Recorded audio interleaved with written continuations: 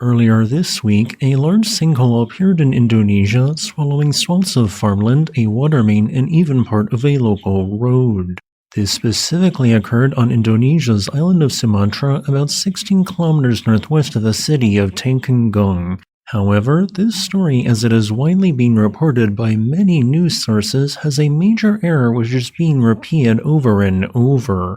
You see, this isn't actually a sinkhole, and it isn't a new feature either. Rather, this natural disaster represents an example of both mass wasting and, more specifically, headward erosion. In other words, erosion occurring in an upstream direction of a pre-existing water source, which in this case was groundwater. And, while I cannot find an exact start date of when this feature began to form, Google Earth Imagery clearly shows that it existed as of December 2007 and had begun to expand by June 2011. With that in mind, you can see the slow expansion of this erosional feature across portions of an 18-year time span. And this feature does not cover an area of 3 hectares like so many sources are reporting. Instead, it actually encompasses a region of 7.12 hectares.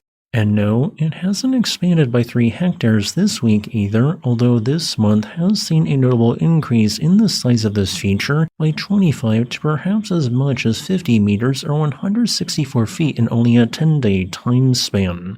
While this has thankfully not caused any casualties, it has the potential to destroy multiple structures and nearby power lines if this expansion continues. But why exactly does this erosional feature exist and why does it expand? Originally, this erosional feature likely existed due to the combination of more dominant regional groundwater pathways that led to a nearby river, and the fact that the river turned near where this occurred, causing increased erosion to occur locally. As water flowed through the ground in the eroded segment of the southern river wall, it cut away the bottom and then top rock units. The heavy yearly rainfall that much of Indonesia is known for then flowed into this natural low point, along the way eroding the sides of the feature, causing it to expand as its slope migrated backwards at the top.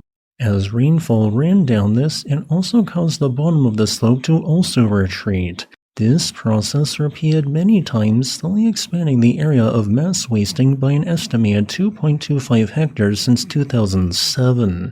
If you look nearby, you can see multiple other instances where this very process occurred in the past, although mass wasting to the best of what I can tell is not actively ongoing there, or is ongoing at an incredibly low level.